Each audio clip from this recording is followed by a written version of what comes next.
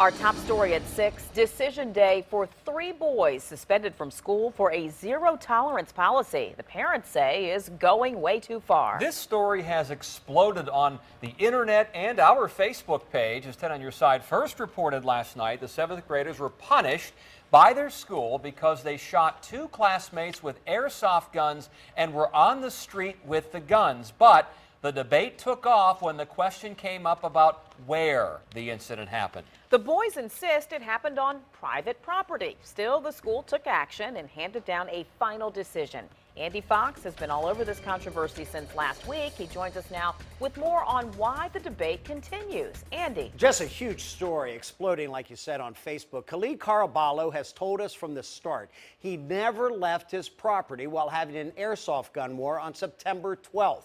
We have always known there was an incident on September 12th, which we reported yesterday. We did not know that there was a 911 call on that day reporting the incident. Today we learned there was a 911 call, and here it is. I'm going to ask you again. Did you ever leave your property? No, sir. From the start, 13-year-old Khalid Caraballo says he never left his property while shooting an airsoft gun. Today, the Virginia Beach City Public School System posted this on Facebook, that Wavy chose not to air a 911 call from September 12th that led to the investigation and suspension of the students despite being made aware of its existence by police. Virginia Beach 911, where is the emergency? That is simply untrue. Police did not tell us about a 911 call on September 12th. But we have it now, and here it is. The white child appeared to have a gun that he was chasing the child with, but when he saw me, he kind of stuck it in his pants.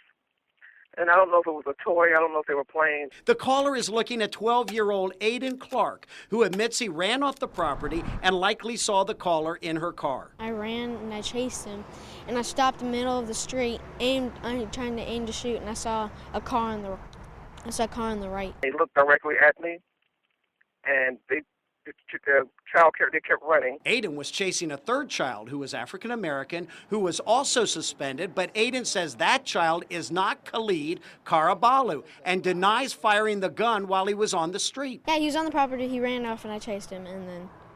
Was he yelling anything? Don't chase me. No. Don't shoot me. No, he was like, yeah, no, he was like, you can't catch me, and then you ran. But when you ran off the property, you never fired the gun. No.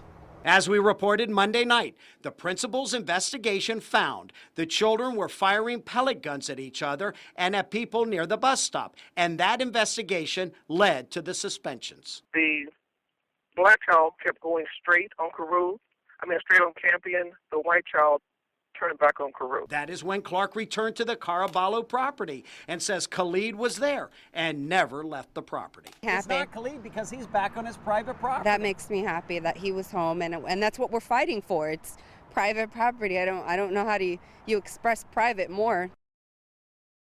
Now, following our investigation, the children did not get the recommended expulsion, which could have had them out of Larkspur Middle School for a year.